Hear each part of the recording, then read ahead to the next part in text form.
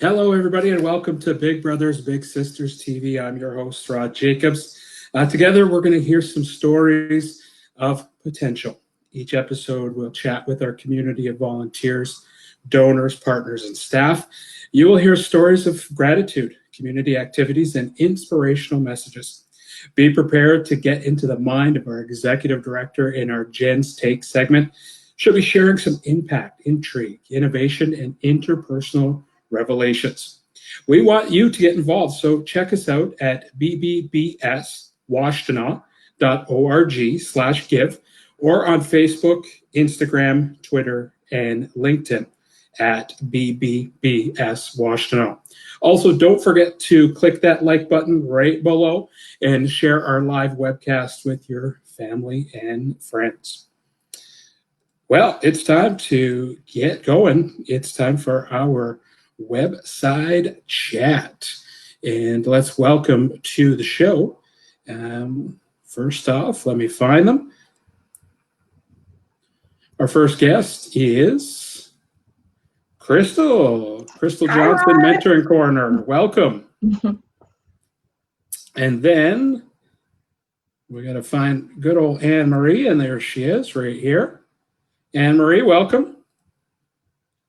Hey, Rod, how you doing? So joining me, AnneMarie, our events manager, and Crystal Johnson, our mentoring coordinator for this episode of Website Chat. So ladies, today we wanted to have a conversation about impact and the impact that our organization has. And so before we get into that, I wanted to just share just a couple of statistics. Like, for instance, 16,000 mentoring hours that we had in 2019. 95% of littles feel like they belong. But one of the things that sometimes we don't get out there is we've got 120 youth waiting out there for us to provide matches. AnneMarie, how have you seen the community support Big Brothers Big Sisters when it comes to giving? Well, we are so fortunate in Washtenaw County. It's such a generous community, and there's so many individuals and businesses that are eager to get involved. And there's a lot of different ways that they can get involved. We see companies come out and sponsor our events, and it is so important that we have that sponsorship of these events. I always want it to be a mutually beneficial relationship. I talk to companies about mentoring. I talk to them about how they are mentoring within their own companies. And I talk to them about the impact that mentoring has on these kids. So in that way, we see through our corporate sponsorship, there's so much generosity. And I think even, individuals that are close to us, our bigs, our board members, they're contributing and supporting to Big Brothers Big Sisters in lots of different ways. They come back to us with their ideas, with their feedback. Obviously in these really uncertain times, we've had to pivot and make a lot of changes. We have relied on the feedback of our volunteers, our big brothers, our big sisters, our families, and our board members to give us direction, feedback. What does it feel like in the community right now from a giving standpoint? We appreciate their involvement, and we consider them part of the Big Brothers Big Sisters family. And there's some great points there about how those that support us really help us with the work that we do. And Crystal, we talked about 120 youth waiting to be matched. How do we match people together, the littles and bigs? How do we do that? It's a little like Match.com is what we like to use as a term in the office, but it really is a lot of thought. So weekly we host what are called match parties, and that's when we come together and discuss what potential bigs we have, and then we're kind of looking at what littles could potentially be paired with them. So when determining matches, we look at preferences, location, interest, as well as what the needs are of the family, maybe some situations they may have experienced along with the big. We also pay close attention to if the little has a matched sibling, and how long they've actually been on that wait list. So like you talked about before, the number of kids on our wait list usually is 100 or more. Oftentimes they're waiting for 6 months or more. So that's very important that we try to limit how long they're on the wait list. So we take that into consideration along with all those other factors that I mentioned. So the first step being match party. The second thing, once we have an idea of who the big could be potentially matched with, we write what's called a match rationale. And that's just basically a written document that justifies why this match was put together. So again, we're going to talk about different demographics. We're going to talk about their interests, their family history, and their life in general, really, and how they compare to one another, how they're compatible, so to speak. But then we also look at what are some potential challenges this match might face, because in no relationship will it be perfect. So if we can kind of tackle those challenges head on that may come up in a match, we can kind of look at that ahead of time and maybe put in some remedies, put in some coaching that might help this match if those issues were to arise in that. So that's a written document that like at least 2 people look over to make sure that it sounds good. From there, if we think it all is going to be good, we're going to share information with those parties. So we began with the volunteers, sharing with them a little bit about their family, why we thought they worked well together. If the big says it sounds good, then we move on to the family. We share with them a little bit about the big, what their interests are, why they wanted to become involved with the agency. And as of recent, we've actually been doing those info shares with the families in person. So it gives us another contact with the family. It helps them to feel connected to the agency along with the staff member they might be paired with. If all parties agree to that, then we host what's called a match introductory meeting. We go back out to the family's home, this time with the big in tow. The big is meeting the family. They're doing some question and answer, a little introduction about themselves. We go over a lot of paperwork, unfortunately, but it's kind of like they have to know what the agency is looking for out of them. But then they get to talk a little bit about what they want to do in the match. We have them focus in the beginning on a list of REACH activities. For those of you who don't know what REACH is, it's an acronym. So the R is for recreation, the E is for education, the A is for arts and culture, the C is for community service, and then the H is for health. So we asked them to look at those categories of activities and figure out which ones kind of appeal to them the most in the beginning and really start there along with just getting to know each other. So it's match party, match rationale, match introductory meeting, and then the match begins if all goes well. Oh, great. Well, that sounds like a very extensive process, but you also want to make sure that the matches are working well. You make sure that there's a good rapport and a good relationship to get things going. And last year in 2019, we had over 300 matches impacting well over 200 families, which is amazing. One of those matches is Logan and Paul. And I'm just going to bring up a little picture here of Logan and Paul, our match of the month. Crystal, talk about that match. Yes, they're actually on my caseload, and they have been matched almost 3.5 years.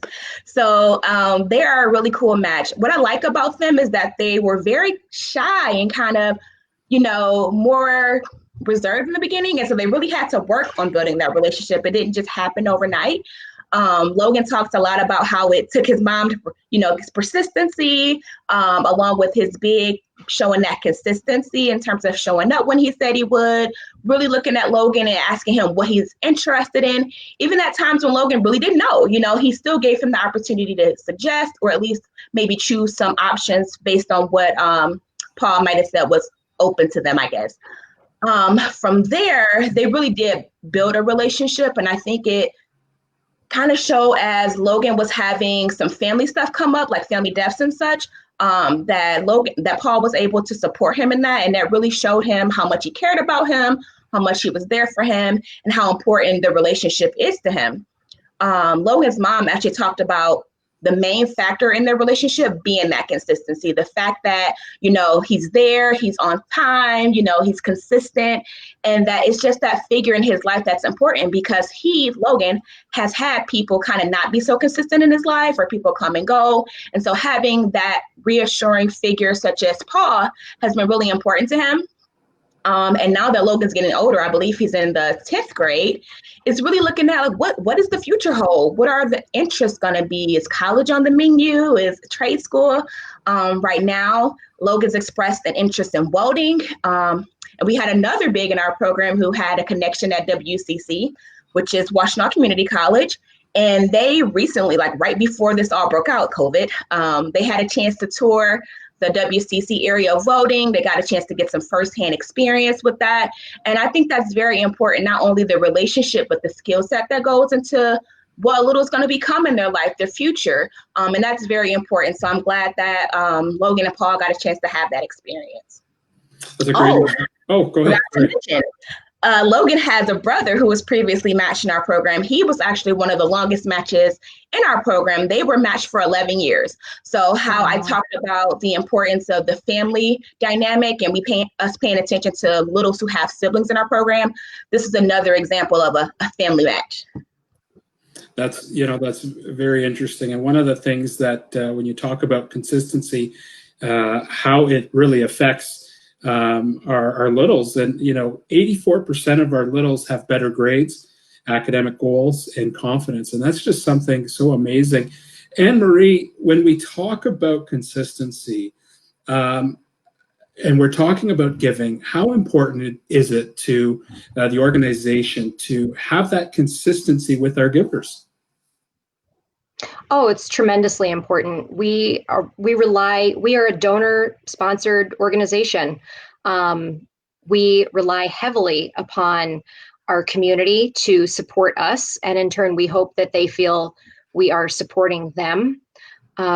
We believe that the kids in our community they're collectively ours. They are our future, and any level of giving that is an option for you right now is important to us. We are still open for business. We are still making matches. We still want volunteers to inquire. We are still we still have a waiting list of kids that are looking for mentors now more than ever. I think that connection piece is so important. So yes, we rely heavily on the consistent support of individuals and companies, corporate donors in our community. It's tremendous for us. Well, I really appreciate sharing that insight, both AnneMarie and Crystal. Thanks for joining us today on our website chat. Thanks for having me, You're welcome, Rod. Well, that's Crystal and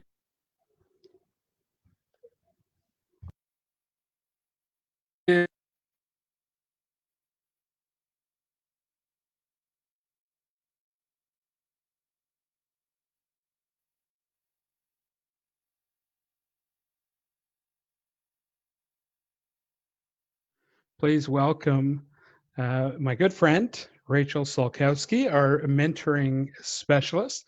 She's here to join us and chat a bit about our hidden gems. So welcome, Rachel. Hi, thank you for having me. So we're always trying to look for some interesting ways of engaging our matches. And you and the team have been working on a virtual TikTok. Now, I just learned about TikTok, and I'll tell you, my dance moves aren't up to anything, but tell us a bit about virtual TikTok. Yeah, so, our plan is, do a little warm up in the beginning, and obviously, and with TikTok in itself, you can make choreographed dances, you can make your own dance, you can do all sorts of things. So we're gonna try to do 2 dances that is very popular in the TikTok world, and do it with our matches via Zoom. And if they want to do them themselves, that works too. What are some of the challenges that you see or possibly could face trying to do something like this virtually? I think the biggest challenge that I have thought of is the privacy aspect of it. If because TikTok, you can make it private, but just voicing to our matches that if you do make one, don't feel pressured to post one if you don't want to. But yeah, and I think another challenge too is just doing it virtually. I feel like will it lag on my end, but we'll make it work. So are there any specific dance moves that somebody has to learn in order to be a great TikTok dancer, or any advice you can give to viewers today? I think my biggest advice is just do you, be confident. I'm not a big dancer either, but we're just going to go for it, and we will try to master these moves ourselves. Perfect. Thank you very much, Rachel, for joining us. Yeah, thank you.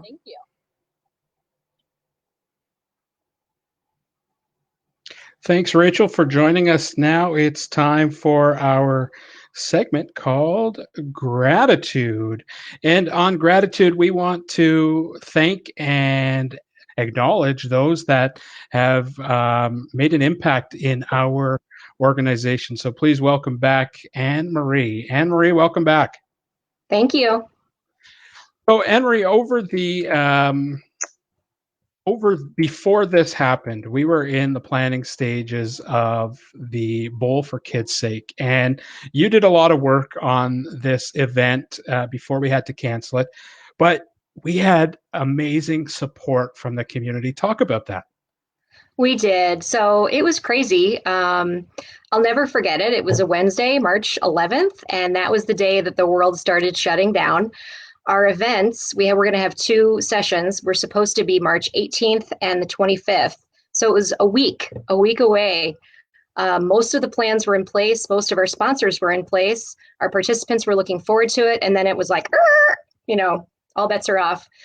So, we reached out to everybody. And, part of my gratitude is just how wonderful and understanding everyone was about our circumstances. Everyone was supportive of our decision to postpone the event, which was obviously the right thing to do. The health and safety of our participants, of our sponsors, of our venue, of our staff, it is the most important thing. So, I really just personally want to say thank you to the people that continue to support us through this.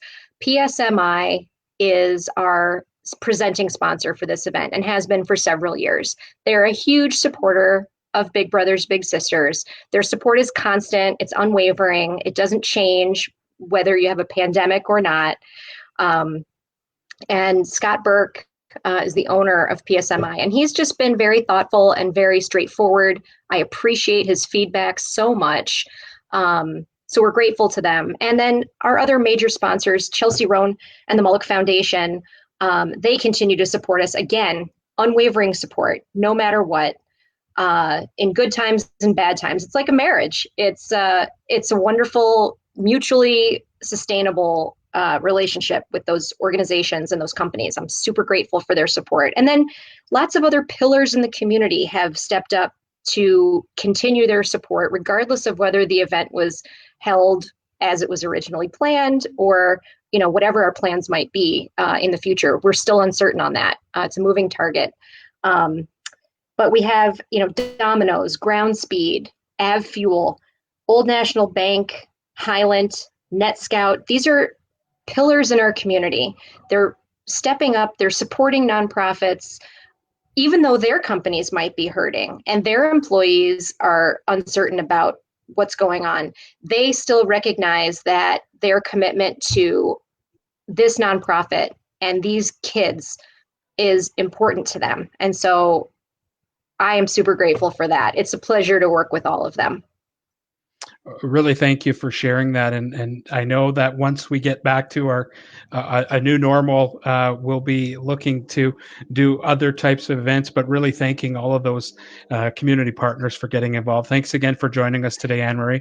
And I just want to say one other thing. All the individual teams that signed up to Bowl, these are local companies, not big corporations. These are just individual people that collectively got together and said, let's fundraise. Let's do peer-to-peer fundraising online and raise some money for Big Brothers Big Sisters because they know it's the right thing to do. I want to acknowledge those people as well because we see you and we appreciate you. Sounds good. Thanks, AnneMarie. Keep up the good work. That's AnneMarie, our events manager. It's now time to turn over to Jen's take. Hello, Jen.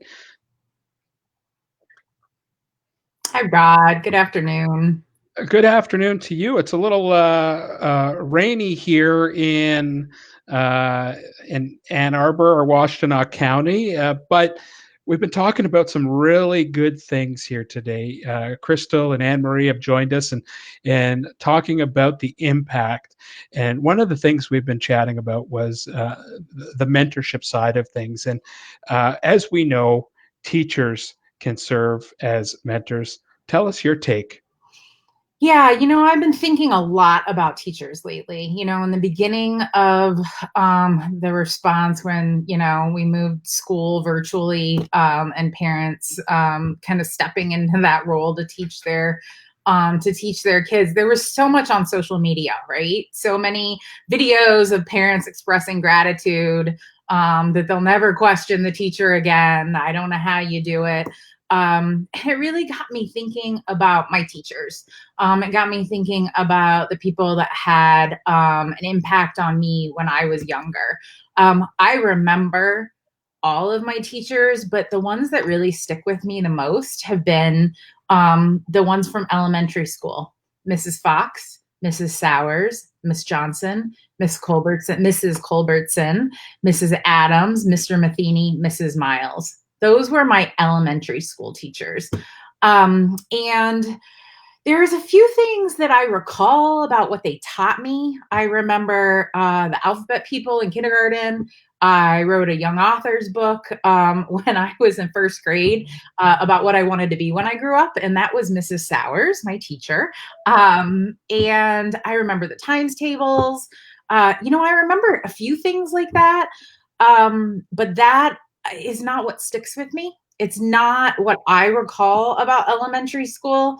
I recall them as people, helping navigate relationships with friends and peers, um, teaching us how to treat other people in the classroom, really just navigating the world and helping celebrate our accomplishments when we did well, supporting us when we struggled. I really think about how they made us feel. That's what it comes down to. They all made me feel. And I think that, yeah, they were my first mentors, the first people outside of my family that I looked to for encouragement or support, folks that were going to help me figure out who and what I wanted to be. They listened. I feel like they saw me. And I think that that is one of the things that our kids are missing so much right now, as they are not in a classroom with those individuals that lift them up and support them.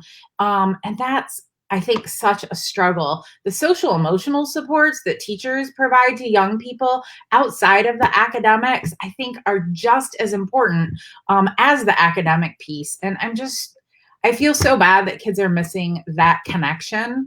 I know when they get back into the classroom, maybe in the fall, maybe in the winter, we'll see how that goes. That's going to be difficult, right? Classrooms are going to be larger because of budget cuts. There's probably going to be more teaching to the test because of the academic losses that have happened from not being in the classroom right now. And I think that that's just really going to be difficult for kids. And so I see that as a place where Big Brothers Big Sisters comes in, right? Every kid, I don't care where you come from, I don't care what your family looks like, every kid deserves to have a positive, caring role model in their lives, someone to help them learn and grow. And we know many times that under-resourced kids, many of the kids that we serve in Big Brothers Big Sisters don't have the social capital to create the connections, and that happens through school, and that can happen through a big as well. So having a big that sees them, that helps them find the connections, just like Paul did for Logan, as Crystal talked about, right? Like Paul sought out something that Logan wanted to experience so he could figure out where he fit in this world. And he made that happen for him. And so helping give kids those connections, I think, are so, so important. Are going to be so much more important as we roll out of kind of this stay at home and when we're out in the world again. So I ask everyone listening today, take a minute, reflect on the people that were important to you. What was it about them that was important and how they supported you? And how can you be that for just one kid in our community? One kid. It will benefit you more than you can imagine. So that is my challenge to you all today. That's a great message, Jen, and you get 2 thumbs up here. Just sharing that message made me, well, 2 of teachers that I had in high school, one actually in elementary, one in high school, were invited to my wedding. That's how impactful teachers are. Another teacher who's off in Chicago doing consulting, Mrs. McKenzie, had such an impact on my life in terms of some of the things. So I totally get it, and I just really have to give a big thumbs up. If I had more thumbs than this, they'd be going up, because teachers are very good resource and mentors in our lives, and they teach us. So I really appreciate that. That's Jen's take, and wow, that was a good one, Jen. Thanks, Rod. Okay, talk to you soon. So we're about ready to wrap up, but before we do, it's time for our final quote, some closing thoughts. So let's welcome to our show is Capri Irvin. Capri, welcome. Hi, Rod. Thanks for having me today. So Capri is our mentoring coordinator, our mentoring coordinator, correct? Yes. And I tasked her and I said, Capri, I need you to find a quote that just works. And when she shared it with me, I had goosebumps. So I'm going to put this on the screen. And Capri, I want you to share it and just give us your view on why you picked this quote for us to end our show today. Sure. So the quote that I chose today is by Steven Spielberg, and it says, "The delicate balance of mentoring someone is not creating them in your own image, but giving them the opportunity to create themselves." I chose this quote because it speaks to the essence of not only mentoring in general, but what we believe in at Big Brothers Big Sisters, right? We talk a lot about defending potential, and why we say that is because we believe that our young people already have special gifts and talents inside of them. And just as you and Jen were talking about, teachers who came along and saw that light and helped you figure out, how to guide it, where to shine, and how bright it could be, are the same things that our mentors do, right? So it's not about coming in and, you don't have to be a teacher or a professional or work 12 years with the youth. Literally, all you have to do is come in, be consistent, and help these young people to continue to develop and explore the talents that they already have, but other ones that they may be interested in as well. So that's why that quote spoke to me, because it speaks to the essence of mentoring and how young people just need a guide in their life, not for them to be like you, right? But for you to help them to explore who they are and who they want to become. Create themselves. I think that's very powerful. So I really appreciate you sharing that quote with us, Capri, and our final quote segment. Thanks a lot. Thank you. So that's it. BBBS TV episode 2, wrapping up. What a great show. First, I want to thank our guests, AnneMarie, Crystal, Rachel, Jennifer, and Capri. Some great conversations on impact and how those matches that you don't necessarily get to see all the time, what they're doing, like Logan and Paul. We also want to thank you, our great supporters, for tuning in. And don't forget to click that like button and share us with your friends and family. Also, check out bbbswashtenaw.org/give or on our social media at BBBS Join us on Tuesday, June 2nd for episode 3 of BBBS TV. I'm Rod Jacobs signing off, and stay safe. And remember, a clear vision is your roadmap to success.